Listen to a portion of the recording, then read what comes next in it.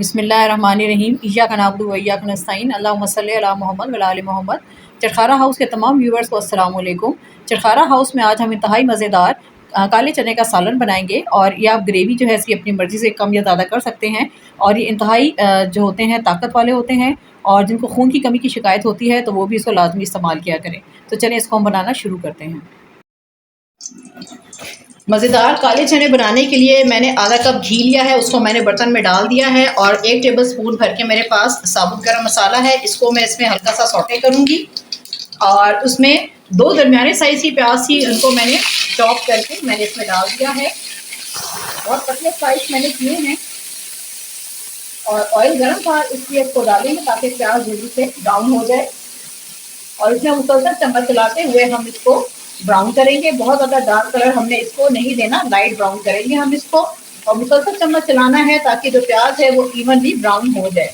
और मैंने आधा किलो चने लिए हैं जिसको मैंने हल्का सा नमक डालकर उबाल लिया था और मैंने उनको उबालने से पहले सारी रात जो है वो मैंने थोड़ा सा मीठा सोडा डाल के, खाने वाला जो सोडा है वो डाल के मैंने उसको भिगो के रखा था और सुबह अच्छी तरीके से उसको धोकर और उसके बाद मैंने उसको बॉईल कर लिया है। तो वो मेरे पास दाल में आधा किलो है।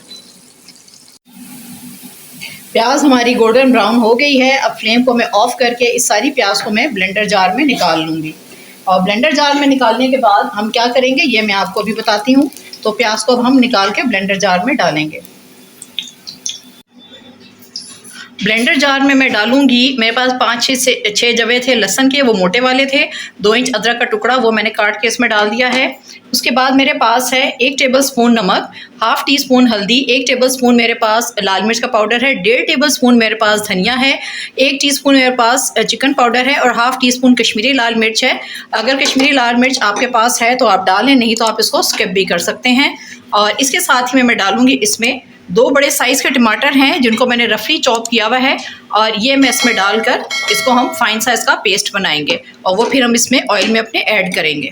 तो चलिए अब इसको पेस्ट बनाते हैं।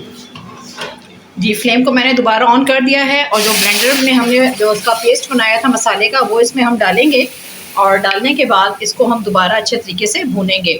और जो चने मैंने उबाल के रखे थे उसका जो पानी था वो मैंने डिस्कार्ड नहीं किया, तकरीबन 1.5 से 2 गिलास पानी उसका बचा है, तो वो भी मैं इसमें इसको भूनने में वही पानी इस्तेमाल करूँगी। तो चलिए इसको हम अच्छे तरीके से इसकी भुनाई करते हैं।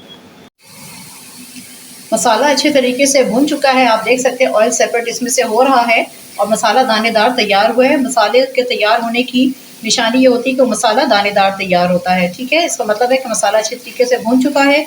मैंने इसमें 2 से 3 मरतबा जो ही काले चने का जो पानी बॉयल किया था वो पानी बॉयल कर जो था मैंने डाल के इसको भूना था। और अब मैं इसमें डालूंगी ये चने जो हमने बॉईल करके रखे हुए हैं। चने हमारे पास थे आधा किलो, मैं आपको बता चुकी हूँ कि इसको मैंने किस तरीके से बॉईल किया था। इसको हम मसाले के साथ अच्छे तरीके से मिक्स करेंगे और मिक्स करने के बाद जो पानी बचा हुआ था वो डाल के इसको हम अच्छे तरीके से इसको हम पकाएंगे और लो फ्लेम पर हम इसको पकने के लिए रख देंगे ताकि मसाले और जो चने हैं वो आपस में उनके जो टेस्ट है वो बिल्कुल यकजान हो जाए।